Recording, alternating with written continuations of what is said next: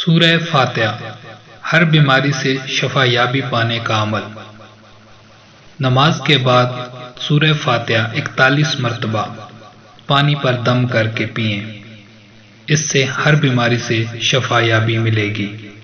नबी अकरम सल्लल्लाहु अलैहि वसल्लम का इरशाद है कि सूरह फातिहा अर्श के नीचे वाले खजानों में से उतारी गई। बिस्मिल्लाहिर्रहमानिर्रहीम।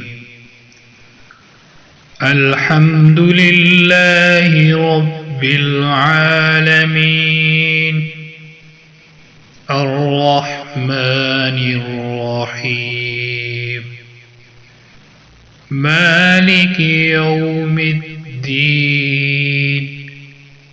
इय्याक नअबुदु व इय्याक नस्तईन इहदिनस सिरातल मुस्तकीम